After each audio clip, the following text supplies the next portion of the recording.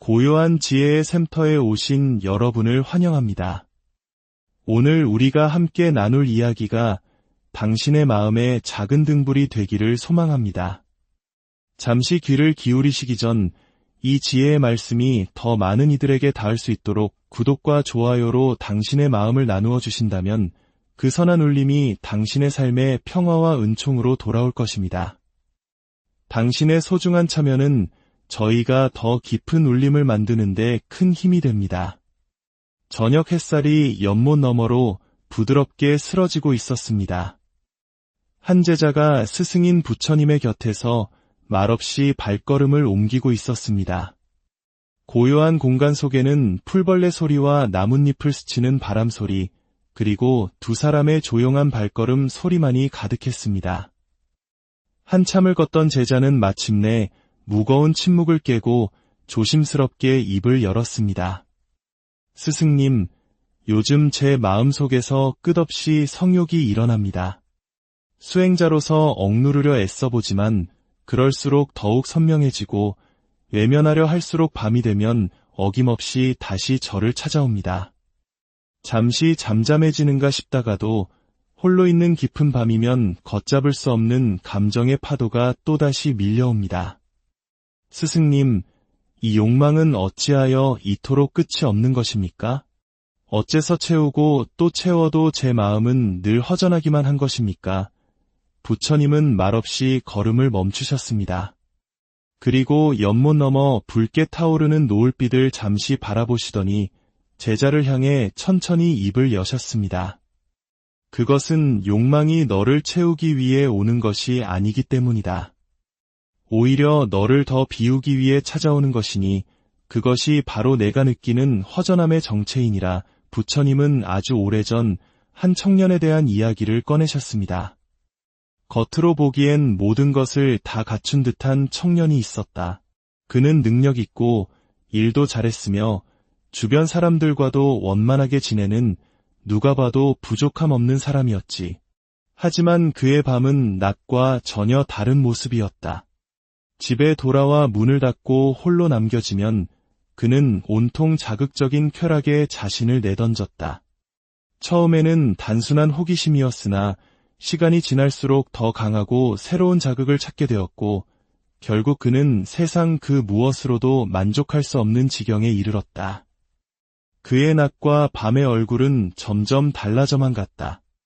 사람들 앞에서는 밝게 웃고 있었지만 혼자가 되면 깊은 허무감에 사로잡혀 스스로를 미워하고 자책했다. 어느 날 그는 결국 나를 찾아와 이렇게 물었지. 스승님, 저는 어째서 채워도 이토록 공허한 것입니까?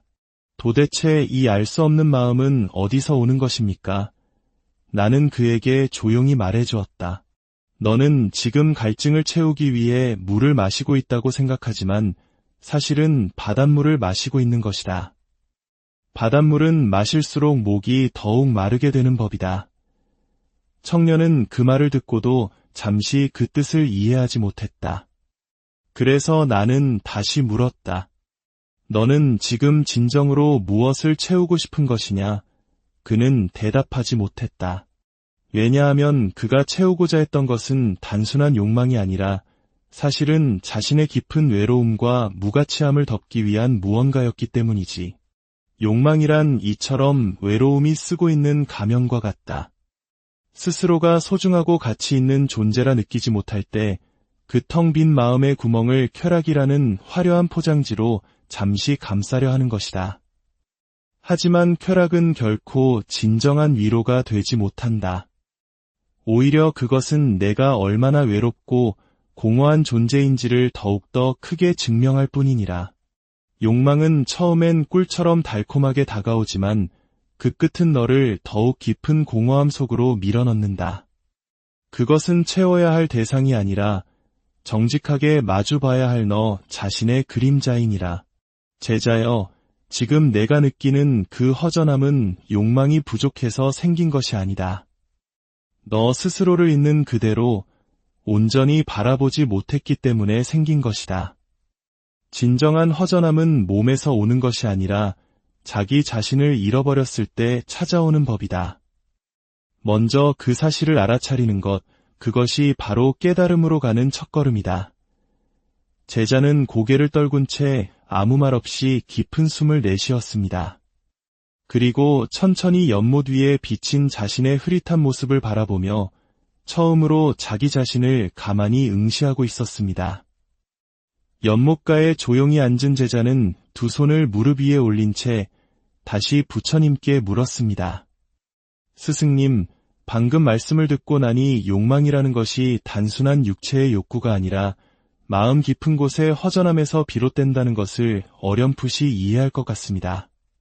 하지만 그 감정이 솟구쳐 오르는 순간에는 그것이 마치 제 자신인 것처럼 느껴집니다.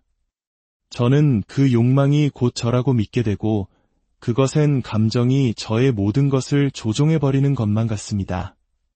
스승님, 그 욕망이 제 본 모습이 아니라면 대체 무엇이 진짜 저의 마음입니까? 부처님은 제자의 얼굴을 조용히 바라보며 천천히 말씀을 이으셨습니다. 욕망은 내 마음을 잠시 스쳐 지나가는 바람과 같다. 그 스쳐가는 감정이 마치 너의 전부처럼 느껴지는 이유는 내가 그 바람 자체에만 온통 집중하고 있기 때문이다. 욕망은 언제나 너인 척 행세하지만 사실은 너의 본질이 아닌 너의 그림자에 불과하. 부처님은 고개를 돌려 멀리 산 아래 마을을 바라보시며 또 다른 이야기를 시작하셨습니다. 두 아이의 아버지이자 성실한 회사원이었던 한 남자가 있었다. 그는 늘 가족을 위해 헌신적으로 일했다. 이른 아침에는 출근 준비를 도왔고 밤늦게 집에 돌아와서는 지친 몸으로 조용히 식사를 했다. 겉으로 보기엔 누구보다 평범하고 책임감 있는 가장이었지만 그의 마음 안에는 오랜 시간 누구에게도 말하지 못한 피로와 깊은 외로움이 쌓여 있었다. 아내는 육아에 지쳐 있었고 아이들은 커가면서 대화가 줄었으며 직장에서는 마치 기계의 부품처럼 반복되는 일상만이 남아 있었다. 그러던 어느 날 밤 그는 혼자 스마트폰을 들여다보다가 우연히 음란한 영상을 보기 시작했다. 처음엔 그저 호기심이었지만 그것은 이내 습관이 되었고 그는 점점 더 자극적인 것을 찾아 헤매게 되었다. 그는 밤늦게 잠들었고 아침이면 피곤에 찌든 얼굴로 일어났으며 가족과의 대화는 더욱 줄어들었다. 어느 날 그는 문득 거울 속에 자신을 보며 스스로에게 물었다. 이게 정말 나인가? 왜 나는 멈추고 싶으면서도 이것을 계속 반복하는가? 그는 마음을 다잡고 멈추려 했지만 이상하게도 그럴수록 더 큰 허전함이 파도처럼 밀려왔다. 그는 스스로를 한심하고 부끄럽게 여겼고 더 이상 이 감정을 이겨낼 수 없다는 생각에 깊은 절망에 빠지기 시작했다. 결국 그는 어느 날 한 사찰을 찾아와 조용히 내게 물었지. 스승님, 저처럼 추한 마음을 가진 사람은 수행과는 거리가 먼 사람이겠지요. 나는 그를 조용히 바라보며 말했다. 욕망은 너의 마음이 아니다. 너의 진짜 마음은 그 욕망이라는 바람이 휩쓸고 지나간 뒤에 남아있는 고요함이다. 만약 그 마음이 정말 너의 것이라면 그것은 결코 변하지 않아야 한다. 하지만 너는 아침에 굳게 다짐하고도 저녁에는 다시 흔들리지 않느냐? 그 말은 곧 그 감정은 잠시 머물다가는 손님일 뿐이며 너의 본질은 그 바람이 지나간 자리에 고요히 숨쉬고 있다는 뜻이다. 그 말을 듣고 남자는 소리 없이 눈물을 흘렸다. 그는 자신이 욕망 덩어리인 줄로만 알았지만 사실은 외로움이 만들어낸 거대한 그림자와 아주 긴 시간 동안 홀로 싸우고 있었던 것이다. 제자여, 기억하거라. 욕망은 너를 흔들 수는 있어도 너를 정의할 수는 없다. 욕망의 파도가 지나간 후 너의 마음이 어떻게 다시 고요하게 깨어나는지를 지켜보아라. 바람이 멎은 뒤에도 여전히 흔들리는 나뭇잎은 바람 때문이 아니라 남겨진 습관 때문이다. 습관은 고칠 수 있는 것이지만 너의 본래 마음은 이미 그 아래에서 변함없이 고요하게 깨어 있으니 언제든 그곳으로 돌아가면 된다. 제자는 부처님의 말씀이 끝나자 조용히 눈을 감았습니다.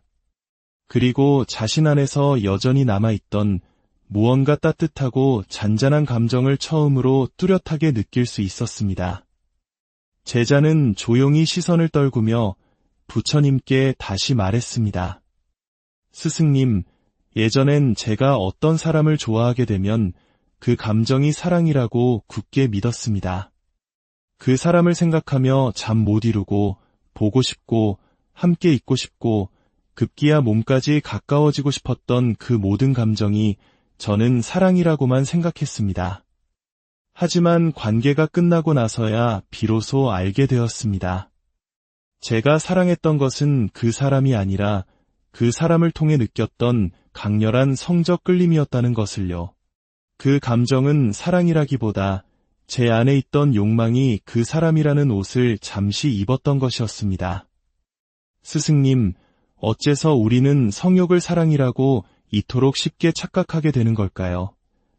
부처님은 조용히 고개를 끄덕이며 말씀을 시작하셨습니다. 성욕은 늘 사랑의 얼굴을 하고 다가온다. 하지만 그 아름다운 얼굴 아래에는 충동이 있고 집착이 있으며 깊은 불안을 감추고 있다.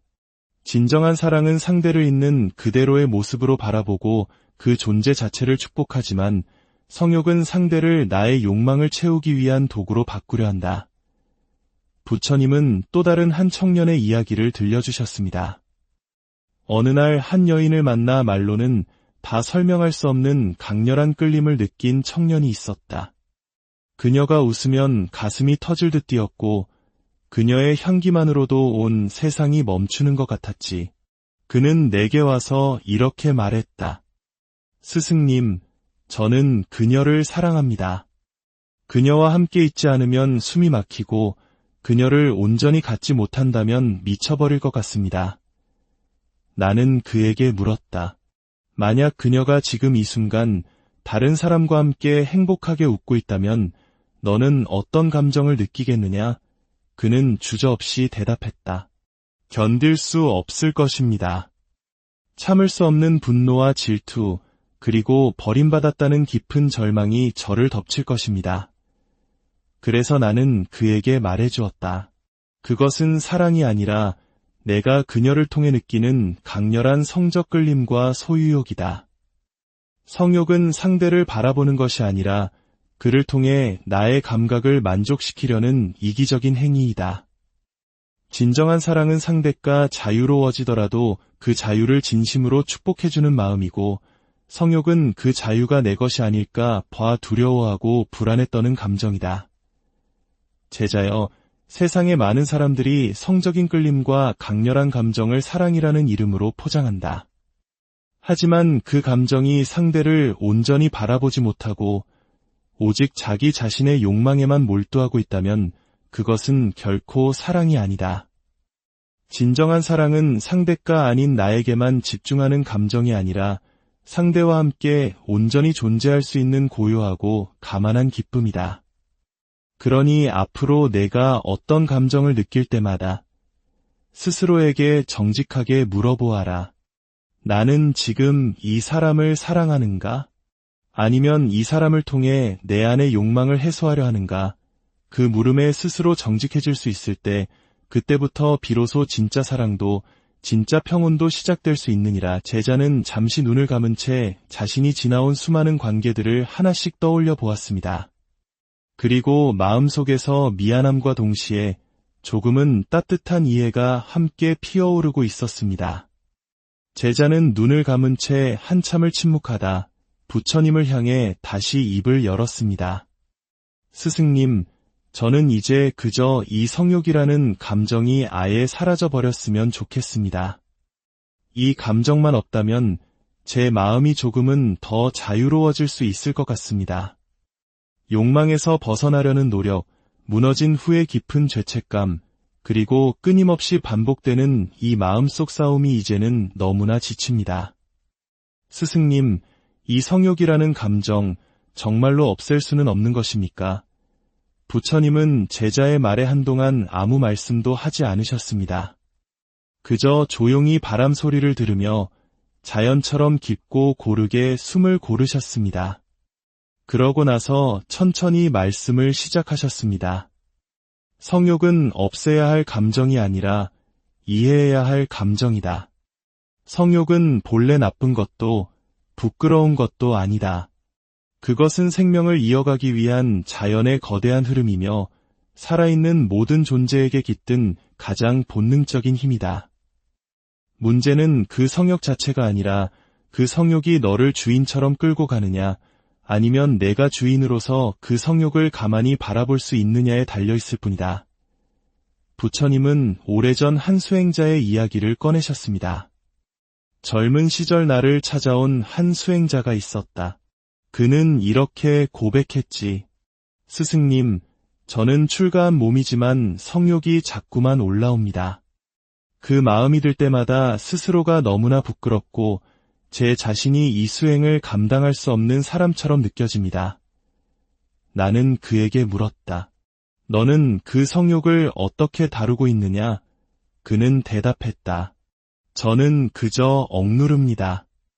그 감정이 올라올 때마다 제가 수행자라는 사실을 되새기며 그 감정을 있는 힘껏 밀어냅니다. 나는 고개를 저으며 말했다. 억누르면 그 감정은 결코 사라지지 않는다.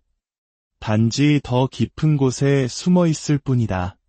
그리고 어느 날 내가 가장 약해진 순간에 더 강하고 더 은밀한 모습으로 너를 덮치게 될 것이다.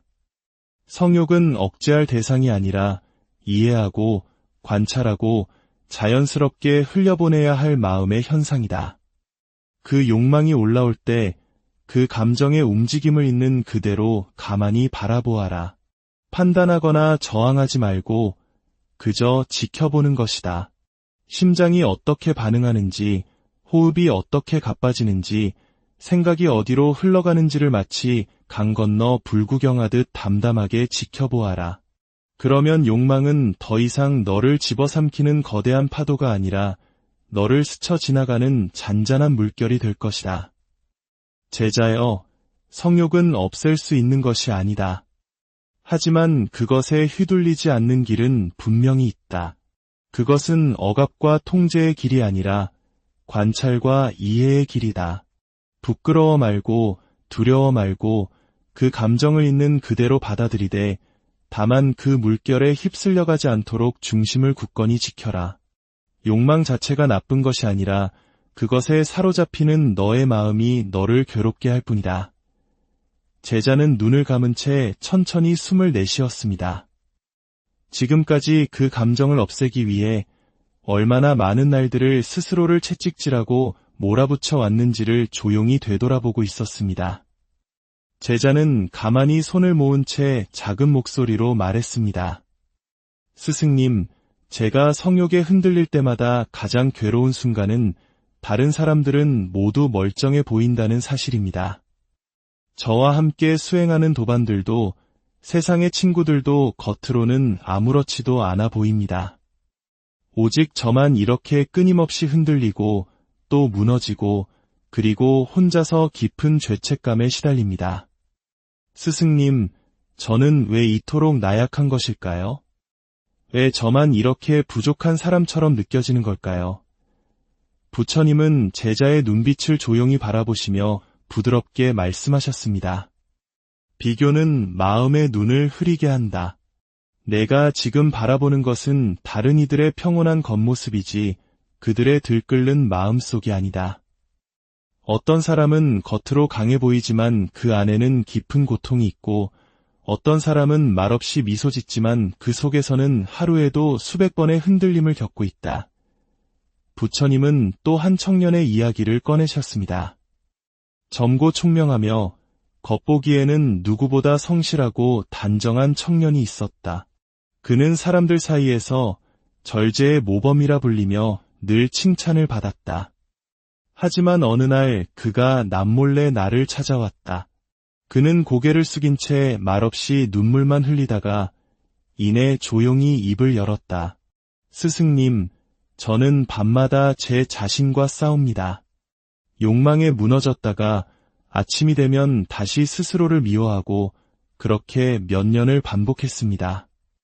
그런데도 사람들은 저를 절제의 상징이라 부릅니다. 저는 위선자입니다. 나는 그에게 말했다. 세상에는 스스로를 속이며 살아가는 사람들도 많다. 하지만 너는 너의 싸움을 정직하게 바라보고 있지 않느냐.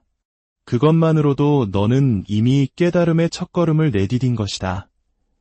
제자여, 누구나 흔들린다. 살아있는 모든 것은 흔들린다. 차이는 단지 그 흔들림을 정직하게 마주보는가, 아니면 감추고 외면하는가에 있을 뿐이다. 너는 지금 너 자신을 나약하다고 비난하고 있지만 사실은 그 누구보다도 진실한 길 위에 서 있는 것이다. 그러니 비교하지 말아라. 모든 마음은 저마다의 다른 파도를 가지고 있고 그 누구도 다른 사람의 마음속 고요의 깊이를 겉모습만으로는 알 수 없다. 중요한 것은 내가 그 거친 파도 속에서도 포기하지 않고 계속해서 본래의 고요함으로 돌아오려 한다는 그 마음가짐이다. 그것이 바로 수행이고 성장이며 해탈로 가는 유일한 길이다. 제자는 천천히 숨을 내쉬었습니다. 그리고 처음으로 자신의 흔들림조차 부끄러운 실패가 아니라 진실된 걸음의 일부라는 것을 마음속 깊이 받아들이고 있었습니다. 제자는 고개를 들어 부처님을 바라보며 떨리는 목소리로 물었습니다. 스승님, 부끄러운 질문이지만 꼭 여쭙고 싶습니다. 저처럼 이런 성욕을 가진 사람도 정말로 수행을 계속할 수 있을까요? 어릴 때부터 수행자는 욕심이 없어야 하고 욕망은 죄처럼 여겨야 한다고 배웠습니다. 하지만 저는 지금도 여전히 욕망에 흔들리고 성적인 자극에 쉽게 휩쓸립니다. 그런 저도 부처님의 길을 따를 자격이 있습니까? 저 같은 사람도 괜찮다고, 정말로 괜찮다고 말씀해 주실 수 있습니까? 부처님은 제자의 간절한 물음을 조용히 들으신 뒤 더없이 부드럽게 고개를 끄덕이셨습니다. 수행이란 욕망이 없는 자가 걷는 길이 아니다. 욕망이 있음에도 불구하고 그것을 넘어서려는 자가 걷는 길이다. 내가 성욕을 가졌다고 해서 수행할 자격이 없는 것이 아니라 바로 그 성욕을 바라보며 진심으로 괴로워하고 있다면 너는 이미 그 누구보다 진실한 수행자인 것이다. 부처님은 아주 오래전 한 비구의 이야기를 꺼내셨습니다. 젊은 시절 출가한 비구가 있었다. 하지만 그는 세속의 인연을 완전히 끊지 못해 종종의 연인을 떠올렸고 밤이면 그 마음이 걷잡을 수 없이 흔들리곤 했다. 그는 그 사실을 아무에게도 말하지 못하고 오랜 시간을 깊은 괴로움 속에서 홀로 지냈다. 결국 그는 더 이상 견디지 못하고 나를 찾아와 고백했다. 스승님, 저는 수행에 어울리지 않는 사람입니다. 몸은 절에 있지만 마음은 아직도 욕망의 속세를 떠돌고 있습니다. 저 같은 이는 수행을 포기해야 마땅하지 않겠습니까? 나는 그에게 조용히 말했다. 내가 욕망을 품고 있다는 사실이 수행의 걸림돌이 되는 것이 아니다. 오히려 그 욕망을 부끄럽게 여기고 이렇게 정직하게 말하고자 하는 바로 그 마음이 이미 수행의 문을 활짝 연 것이다. 욕망은 인간의 자연스러운 본능이다. 욕망이 있다 하여 너 자신을 부정하지 말고 그 욕망을 바라보면서도 성실하게 살아가려는 너의 그 마음을 귀하게 여겨라. 진짜 문제는 욕망 그 자체가 아니라 그 욕망을 감추고 외면하려는 거짓된 마음이다. 제자여, 너는 괜찮다. 지금처럼 정직하게 괴로워하고 지금처럼 흔들리면서도 다시 돌아오고자 하는 그 마음만 있다면 너는 이미 위대한 부처의 길 위에 서 있는 것이다. 제자는 눈을 감고 두 손을 가슴 위에 얹었습니다. 그리고 처음으로 자신의 흔들림을 죄가 아니라 길의 일부로 따뜻하게 받아들이고 있었습니다. 제자는 가만히 부처님을 바라보다 말을 꺼냈습니다. 스승님, 이 길을 걷다 보면 가끔은 그런 희망이 생깁니다. 언젠가는 이 성욕이라는 감정에서 완전히 자유로워질 수 있지 않을까 하는 희망 말입니다. 하지만 또 한편으로는 두렵기도 합니다. 혹시 저는 이 감정에서 절대 벗어나지 못한 채 평생을 이 갈등 속에서 살아가야 하는 건 아닐까 하는 두려움입니다. 스승님, 정말로 이 욕망에서 완전히 자유로워지는 날이 오기는 하는 걸까요? 부처님은 제자의 눈을 조용히 바라보셨습니다.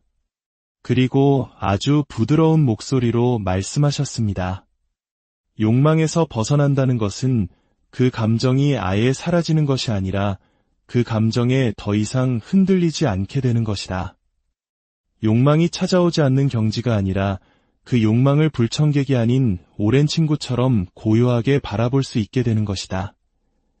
부처님은 어느 노수행자의 이야기를 꺼내셨습니다. 한 수행자가 있었다.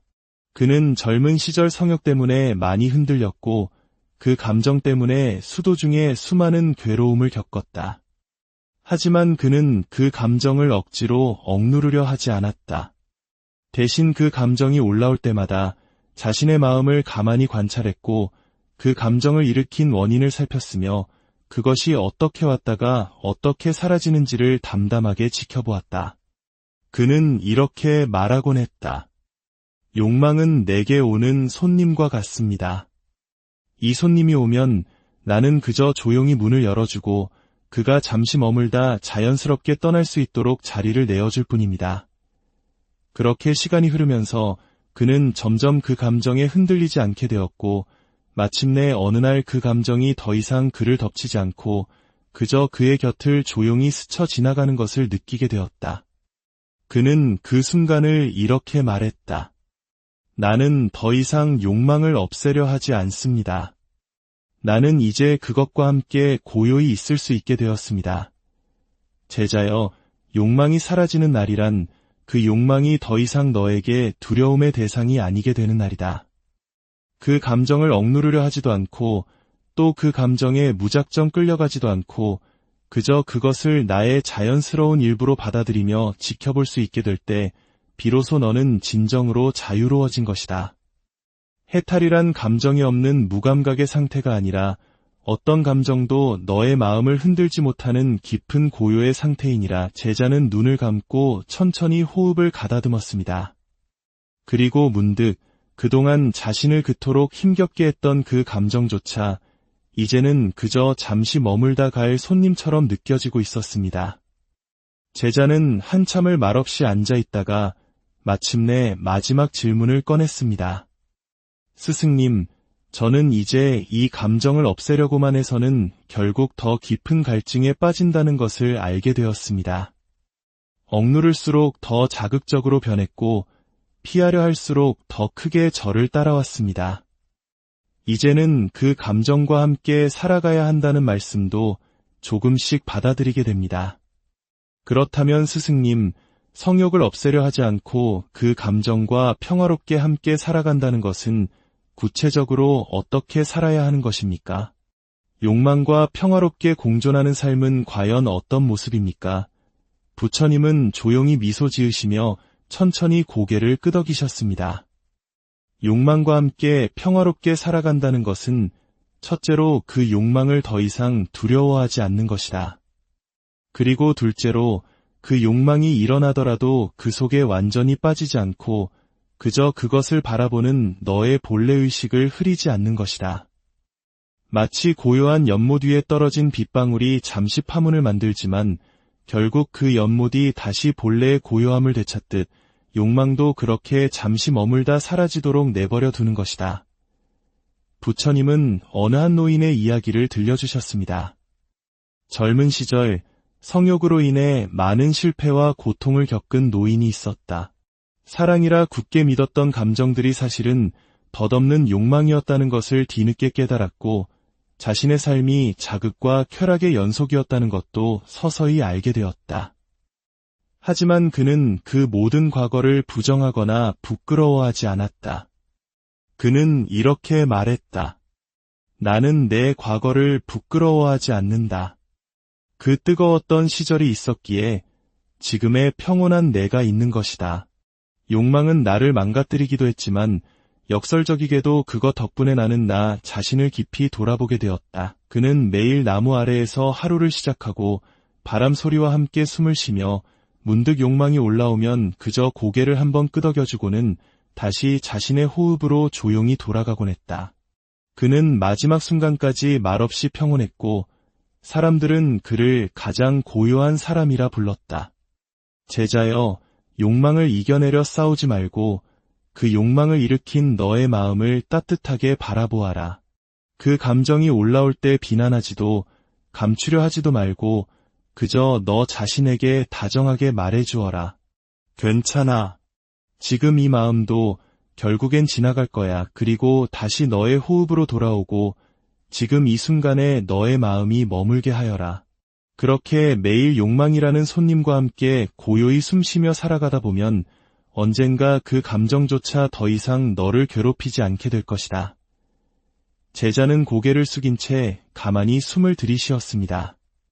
그리고 처음으로 자신의 성욕조차 미워할 대상이 아닌 인생의 자연스러운 일부로 따뜻하게 받아들일 수 있다는 것을 느끼고 있었습니다.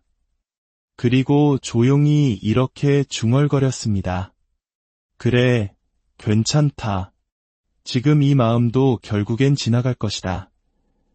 오늘의 이야기가 당신의 마음속에 작은 평화의 씨앗을 심었기를 바랍니다. 당신의 모든 날들이 고요와 지혜로 고요한 지혜의 샘터에 오신 여러분을 환영합니다. 오늘 우리가 함께 나눌 이야기가 당신의 마음에 작은 등불이 되기를 소망합니다. 잠시 귀를 기울이시기 전 이 지혜의 말씀이 더 많은 이들에게 닿을 수 있도록 구독과 좋아요로 당신의 마음을 나누어 주신다면 그 선한 울림이 당신의 삶에 평화와 은총으로 돌아올 것입니다. 당신의 소중한 참여는 저희가 더 깊은 울림을 만드는 데 큰 힘이 됩니다. 저녁 햇살이 연못 너머로 부드럽게 스러지고 있었습니다. 한 제자가 스승인 부처님의 곁에서 말없이 발걸음을 옮기고 있었습니다. 고요한 공간 속에는 풀벌레 소리와 나뭇잎을 스치는 바람 소리, 그리고 두 사람의 조용한 발걸음 소리만이 가득했습니다. 한참을 걷던 제자는 마침내 무거운 침묵을 깨고 조심스럽게 입을 열었습니다. 스승님, 요즘 제 마음속에서 끝없이 성욕이 일어납니다. 수행자로서 억누르려 애써보지만 그럴수록 더욱 선명해지고 외면하려 할수록 밤이 되면 어김없이 다시 저를 찾아옵니다. 잠시 잠잠해지는가 싶다가도 홀로 있는 깊은 밤이면 걷잡을 수 없는 감정의 파도가 또다시 밀려옵니다. 스승님, 이 욕망은 어찌하여 이토록 끝이 없는 것입니까? 어째서 채우고 또 채워도 제 마음은 늘 허전하기만 한 것입니까? 부처님은 말없이 걸음을 멈추셨습니다. 그리고 연못 너머 붉게 타오르는 노을빛을 잠시 바라보시더니 제자를 향해 천천히 입을 여셨습니다. 그것은 욕망이 너를 채우기 위해 오는 것이 아니기 때문이다. 오히려 너를 더 비우기 위해 찾아오는 것이니 그것이 바로 내가 느끼는 허전함의 정체이니라. 부처님은 아주 오래전 한 청년에 대한 이야기를 꺼내셨습니다. 겉으로 보기엔 모든 것을 다 갖춘 듯한 청년이 있었다. 그는 능력 있고 일도 잘했으며 주변 사람들과도 원만하게 지내는 누가 봐도 부족함 없는 사람이었지. 하지만 그의 밤은 낮과 전혀 다른 모습이었다. 집에 돌아와 문을 닫고 홀로 남겨지면 그는 온통 자극적인 쾌락에 자신을 내던졌다. 처음에는 단순한 호기심이었으나 시간이 지날수록 더 강하고 새로운 자극을 찾게 되었고 결국 그는 세상 그 무엇으로도 만족할 수 없는 지경에 이르렀다. 그의 낮과 밤의 얼굴은 점점 달라져만 갔다. 사람들 앞에서는 밝게 웃고 있었지만 혼자가 되면 깊은 허무감에 사로잡혀 스스로를 미워하고 자책했다. 어느 날 그는 결국 나를 찾아와 이렇게 물었지. 스승님, 저는 어째서 채워도 이토록 공허한 것입니까? 도대체 이 알 수 없는 마음은 어디서 오는 것입니까? 나는 그에게 조용히 말해주었다. 너는 지금 갈증을 채우기 위해 물을 마시고 있다고 생각하지만 사실은 바닷물을 마시고 있는 것이다. 바닷물은 마실수록 목이 더욱 마르게 되는 법이다. 청년은 그 말을 듣고도 잠시 그 뜻을 이해하지 못했다. 그래서 나는 다시 물었다. 너는 지금 진정으로 무엇을 채우고 싶은 것이냐? 그는 대답하지 못했다. 왜냐하면 그가 채우고자 했던 것은 단순한 욕망이 아니라 사실은 자신의 깊은 외로움과 무가치함을 덮기 위한 무언가였기 때문이지. 욕망이란 이처럼 외로움이 쓰고 있는 가면과 같다. 스스로가 소중하고 가치 있는 존재라 느끼지 못할 때 그 텅 빈 마음의 구멍을 쾌락이라는 화려한 포장지로 잠시 감싸려 하는 것이다. 하지만 쾌락은 결코 진정한 위로가 되지 못한다. 오히려 그것은 내가 얼마나 외롭고 공허한 존재인지를 더욱더 크게 증명할 뿐이니라. 욕망은 처음엔 꿀처럼 달콤하게 다가오지만 그 끝은 너를 더욱 깊은 공허함 속으로 밀어넣는다. 그것은 채워야 할 대상이 아니라 정직하게 마주봐야 할 너 자신의 그림자이니라. 제자여, 지금 내가 느끼는 그 허전함은 욕망이 부족해서 생긴 것이 아니다. 너 스스로를 있는 그대로 온전히 바라보지 못했기 때문에 생긴 것이다. 진정한 허전함은 몸에서 오는 것이 아니라 자기 자신을 잃어버렸을 때 찾아오는 법이다. 먼저 그 사실을 알아차리는 것, 그것이 바로 깨달음으로 가는 첫걸음이다. 제자는 고개를 떨군 채 아무 말 없이 깊은 숨을 내쉬었습니다. 그리고 천천히 연못 위에 비친 자신의 흐릿한 모습을 바라보며 처음으로 자기 자신을 가만히 응시하고 있었습니다. 연못가에 조용히 앉은 제자는 두 손을 무릎 위에 올린 채 다시 부처님께 물었습니다. 스승님, 방금 말씀을 듣고 나니 욕망이라는 것이 단순한 육체의 욕구가 아니라 마음 깊은 곳의 허전함에서 비롯된다는 것을 어렴풋이 이해할 것 같습니다. 하지만 그 감정이 솟구쳐 오르는 순간에는 그것이 마치 제 자신인 것처럼 느껴집니다. 저는 그 욕망이 곧 저라고 믿게 되고 그것엔 감정이 저의 모든 것을 조종해버리는 것만 같습니다. 스승님, 그 욕망이 제 본 모습이 아니라면 대체 무엇이 진짜 저의 마음입니까? 부처님은 제자의 얼굴을 조용히 바라보며 천천히 말씀을 이으셨습니다. 욕망은 내 마음을 잠시 스쳐 지나가는 바람과 같다. 그 스쳐가는 감정이 마치 너의 전부처럼 느껴지는 이유는 내가 그 바람 자체에만 온통 집중하고 있기 때문이다. 욕망은 언제나 너인 척 행세하지만 사실은 너의 본질이 아닌 너의 그림자에 불과하. 부처님은 고개를 돌려 멀리 산 아래 마을을 바라보시며 또 다른 이야기를 시작하셨습니다. 두 아이의 아버지이자 성실한 회사원이었던 한 남자가 있었다. 그는 늘 가족을 위해 헌신적으로 일했다. 이른 아침에는 출근 준비를 도왔고 밤늦게 집에 돌아와서는 지친 몸으로 조용히 식사를 했다. 겉으로 보기엔 누구보다 평범하고 책임감 있는 가장이었지만 그의 마음 안에는 오랜 시간 누구에게도 말하지 못한 피로와 깊은 외로움이 쌓여 있었다. 아내는 육아에 지쳐 있었고 아이들은 커가면서 대화가 줄었으며 직장에서는 마치 기계의 부품처럼 반복되는 일상만이 남아 있었다. 그러던 어느 날 밤 그는 혼자 스마트폰을 들여다보다가 우연히 음란한 영상을 보기 시작했다. 처음엔 그저 호기심이었지만 그것은 이내 습관이 되었고 그는 점점 더 자극적인 것을 찾아 헤매게 되었다. 그는 밤늦게 잠들었고 아침이면 피곤에 찌든 얼굴로 일어났으며 가족과의 대화는 더욱 줄어들었다. 어느 날 그는 문득 거울 속에 자신을 보며 스스로에게 물었다. 이게 정말 나인가? 왜 나는 멈추고 싶으면서도 이것을 계속 반복하는가? 그는 마음을 다잡고 멈추려 했지만 이상하게도 그럴수록 더 큰 허전함이 파도처럼 밀려왔다. 그는 스스로를 한심하고 부끄럽게 여겼고 더 이상 이 감정을 이겨낼 수 없다는 생각에 깊은 절망에 빠지기 시작했다. 결국 그는 어느 날 한 사찰을 찾아와 조용히 내게 물었지. 스승님, 저처럼 추한 마음을 가진 사람은 수행과는 거리가 먼 사람이겠지요. 나는 그를 조용히 바라보며 말했다. 욕망은 너의 마음이 아니다.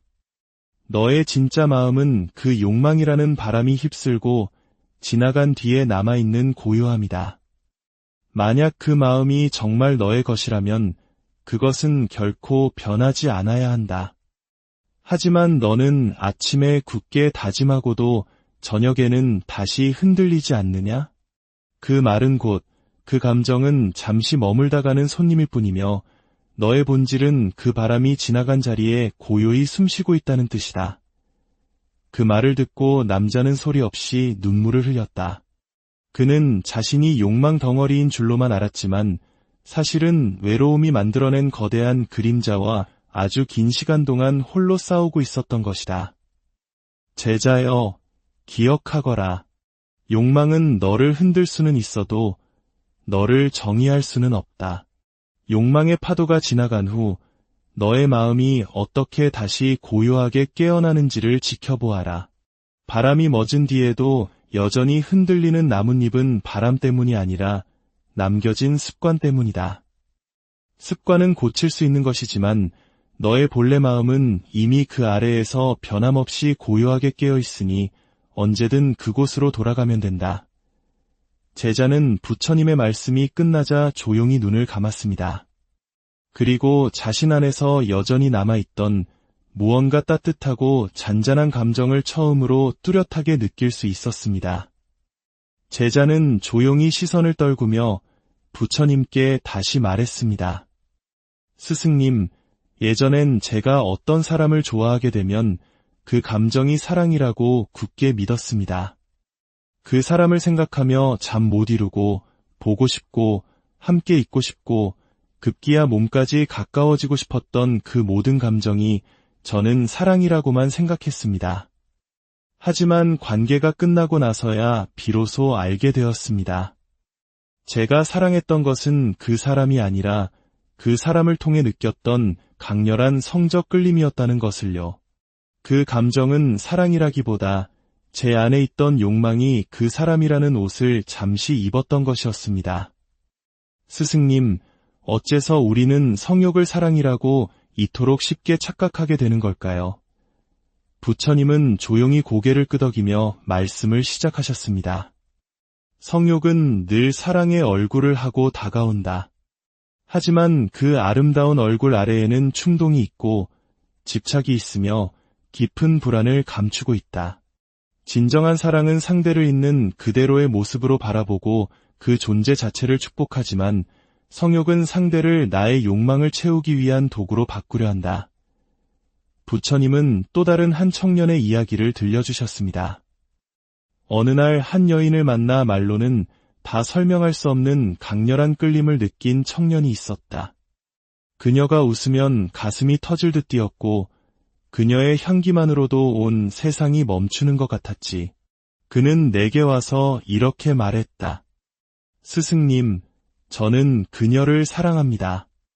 그녀와 함께 있지 않으면 숨이 막히고 그녀를 온전히 갖지 못한다면 미쳐버릴 것 같습니다. 나는 그에게 물었다. 만약 그녀가 지금 이 순간 다른 사람과 함께 행복하게 웃고 있다면 너는 어떤 감정을 느끼겠느냐? 그는 주저없이 대답했다. 견딜 수 없을 것입니다. 참을 수 없는 분노와 질투, 그리고 버림받았다는 깊은 절망이 저를 덮칠 것입니다. 그래서 나는 그에게 말해주었다. 그것은 사랑이 아니라 내가 그녀를 통해 느끼는 강렬한 성적 끌림과 소유욕이다. 성욕은 상대를 바라보는 것이 아니라 그를 통해 나의 감각을 만족시키려는 이기적인 행위이다. 진정한 사랑은 상대가 자유로워지더라도 그 자유를 진심으로 축복해주는 마음이고 성욕은 그 자유가 내 것이 아닐까 봐 두려워하고 불안에 떠는 감정이다. 제자여, 세상의 많은 사람들이 성적인 끌림과 강렬한 감정을 사랑이라는 이름으로 포장한다. 하지만 그 감정이 상대를 온전히 바라보지 못하고 오직 자기 자신의 욕망에만 몰두하고 있다면 그것은 결코 사랑이 아니다. 진정한 사랑은 상대가 아닌 나에게만 집중하는 감정이 아니라 상대와 함께 온전히 존재할 수 있는 고요하고 가만한 기쁨이다. 그러니 앞으로 내가 어떤 감정을 느낄 때마다 스스로에게 정직하게 물어보아라. 나는 지금 이 사람을 사랑하는가? 아니면 이 사람을 통해 내 안의 욕망을 해소하려 하는가? 그 물음에 스스로 정직해질 수 있을 때 그때부터 비로소 진짜 사랑도 진짜 평온도 시작될 수 있느니라. 제자는 잠시 눈을 감은 채 자신이 지나온 수많은 관계들을 하나씩 떠올려 보았습니다. 그리고 마음속에서 미안함과 동시에 조금은 따뜻한 이해가 함께 피어오르고 있었습니다. 제자는 눈을 감은 채 한참을 침묵하다 부처님을 향해 다시 입을 열었습니다. 스승님, 저는 이제 그저 이 성욕이라는 감정이 아예 사라져버렸으면 좋겠습니다. 이 감정만 없다면 제 마음이 조금은 더 자유로워질 수 있을 것 같습니다. 욕망에서 벗어나려는 노력, 무너진 후의 깊은 죄책감, 그리고 끊임없이 반복되는 이 마음속 싸움이 이제는 너무나 지칩니다. 스승님, 이 성욕이라는 감정 정말로 없앨 수는 없는 것입니까? 부처님은 제자의 말에 한동안 아무 말씀도 하지 않으셨습니다. 그저 조용히 바람 소리를 들으며 자연처럼 깊고 고르게 숨을 고르셨습니다. 그러고 나서 천천히 말씀을 시작하셨습니다. 성욕은 없애야 할 감정이 아니라 이해해야 할 감정이다. 성욕은 본래 나쁜 것도 부끄러운 것도 아니다. 그것은 생명을 이어가기 위한 자연의 거대한 흐름이며 살아있는 모든 존재에게 깃든 가장 본능적인 힘이다. 문제는 그 성욕 자체가 아니라 그 성욕이 너를 주인처럼 끌고 가느냐, 아니면 내가 주인으로서 그 성욕을 가만히 바라볼 수 있느냐에 달려있을 뿐이다. 부처님은 오래전 한 수행자의 이야기를 꺼내셨습니다. 젊은 시절 나를 찾아온 한 수행자가 있었다. 그는 이렇게 고백했지. 스승님, 저는 출가한 몸이지만 성욕이 자꾸만 올라옵니다. 그 마음이 들 때마다 스스로가 너무나 부끄럽고 제 자신이 이 수행을 감당할 수 없는 사람처럼 느껴집니다. 나는 그에게 물었다. 너는 그 성욕을 어떻게 다루고 있느냐? 그는 대답했다. 저는 그저 억누릅니다.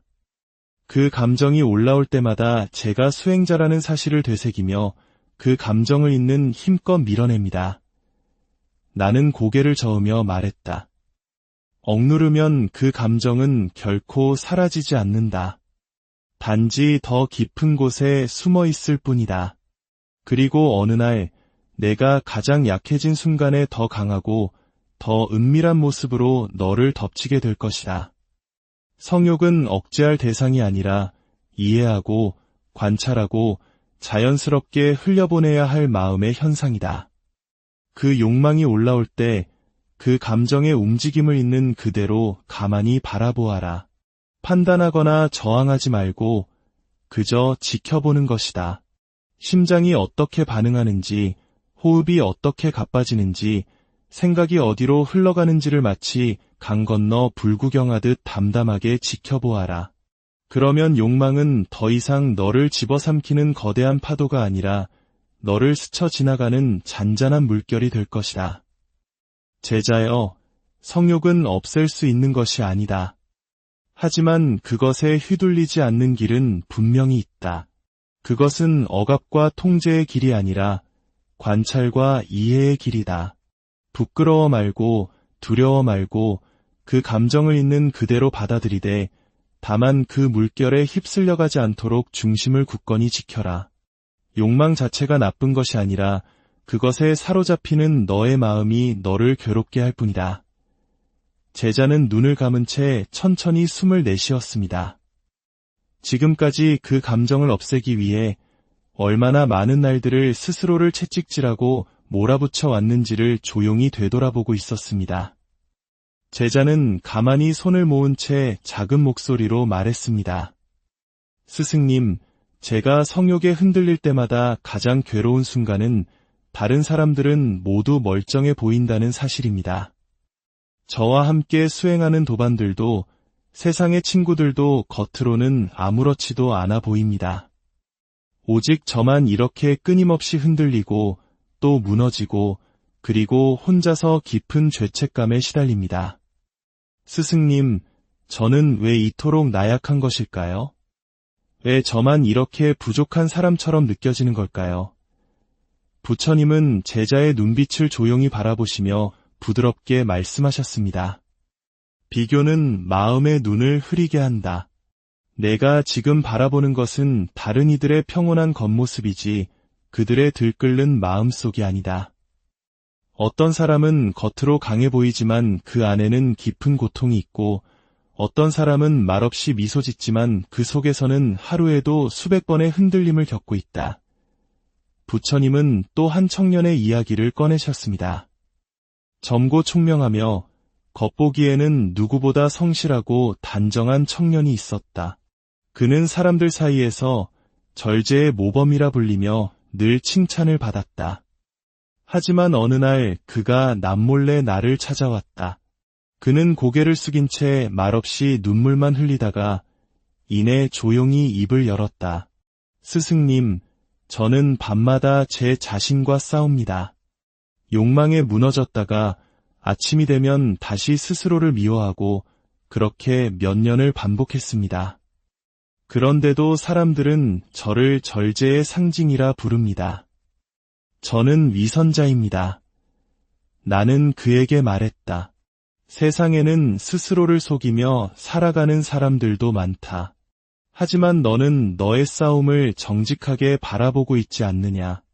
그것만으로도 너는 이미 깨달음의 첫걸음을 내디딘 것이다. 제자여, 누구나 흔들린다. 살아있는 모든 것은 흔들린다. 차이는 단지 그 흔들림을 정직하게 마주보는가 아니면 감추고 외면하는가에 있을 뿐이다.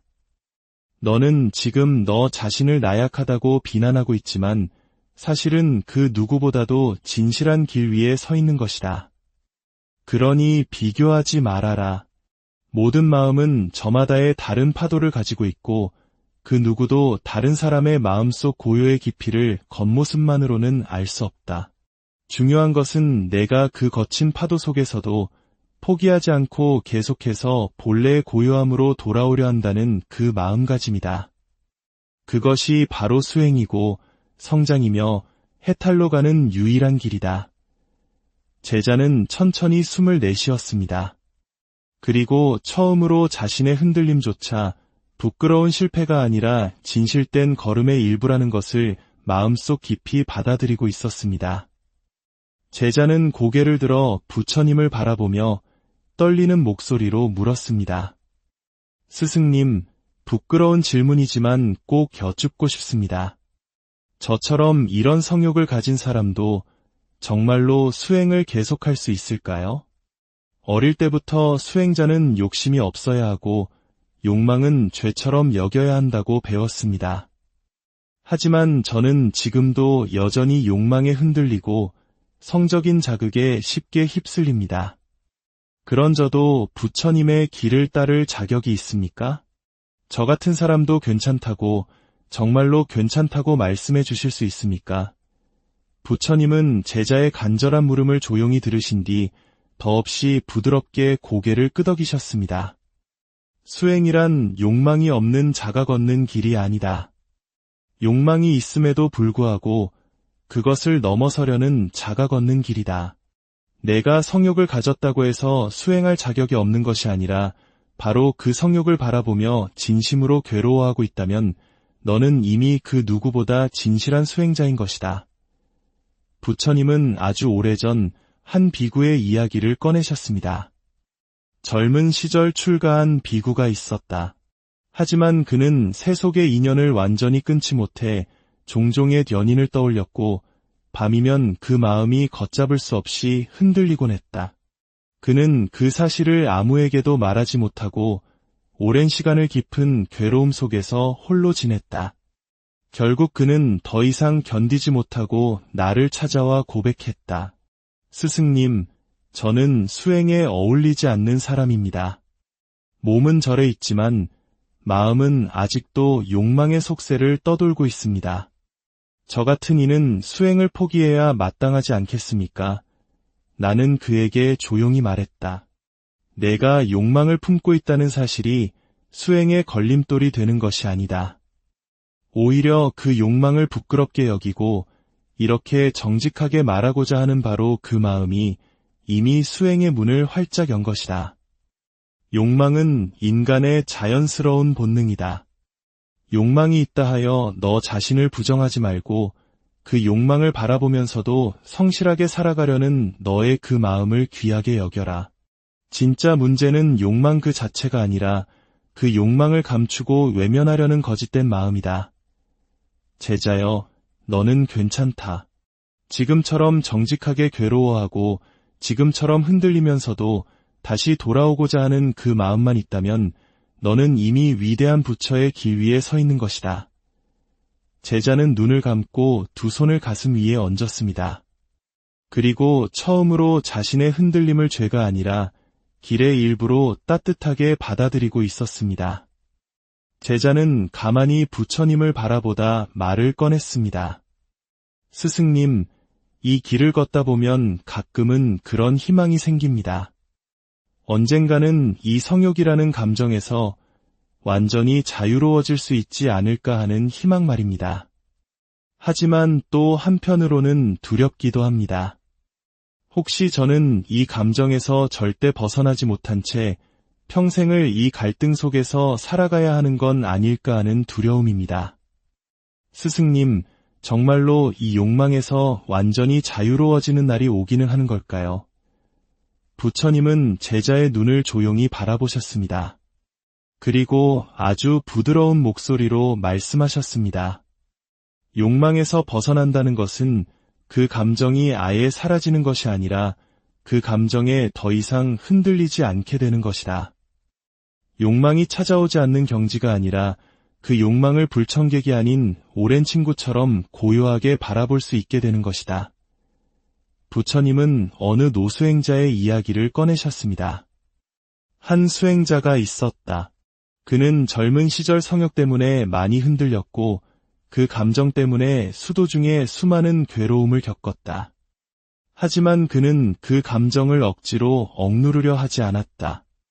대신 그 감정이 올라올 때마다 자신의 마음을 가만히 관찰했고 그 감정을 일으킨 원인을 살폈으며 그것이 어떻게 왔다가 어떻게 사라지는지를 담담하게 지켜보았다.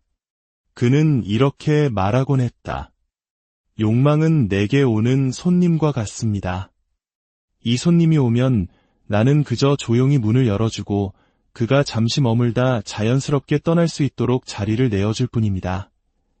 그렇게 시간이 흐르면서 그는 점점 그 감정에 흔들리지 않게 되었고 마침내 어느 날 그 감정이 더 이상 그를 덮치지 않고 그저 그의 곁을 조용히 스쳐 지나가는 것을 느끼게 되었다. 그는 그 순간을 이렇게 말했다. 나는 더 이상 욕망을 없애려 하지 않습니다. 나는 이제 그것과 함께 고요히 있을 수 있게 되었습니다. 제자여, 욕망이 사라지는 날이란 그 욕망이 더 이상 너에게 두려움의 대상이 아니게 되는 날이다. 그 감정을 억누르려 하지도 않고 또 그 감정에 무작정 끌려가지도 않고 그저 그것을 나의 자연스러운 일부로 받아들이며 지켜볼 수 있게 될 때 비로소 너는 진정으로 자유로워진 것이다. 해탈이란 감정이 없는 무감각의 상태가 아니라 어떤 감정도 너의 마음을 흔들지 못하는 깊은 고요의 상태이니라. 제자는 눈을 감고 천천히 호흡을 가다듬었습니다. 그리고 문득 그동안 자신을 그토록 힘겹게 했던 그 감정조차 이제는 그저 잠시 머물다 갈 손님처럼 느껴지고 있었습니다. 제자는 한참을 말없이 앉아 있다가 마침내 마지막 질문을 꺼냈습니다. 스승님, 저는 이제 이 감정을 없애려고만 해서는 결국 더 깊은 갈증에 빠진다는 것을 알게 되었습니다. 억누를수록 더 자극적으로 변했고 피하려 할수록 더 크게 저를 따라왔습니다. 이제는 그 감정과 함께 살아가야 한다는 말씀도 조금씩 받아들이게 됩니다. 그렇다면 스승님, 성욕을 없애려 하지 않고 그 감정과 평화롭게 함께 살아간다는 것은 구체적으로 어떻게 살아야 하는 것입니까? 욕망과 평화롭게 공존하는 삶은 과연 어떤 모습입니까? 부처님은 조용히 미소 지으시며 천천히 고개를 끄덕이셨습니다.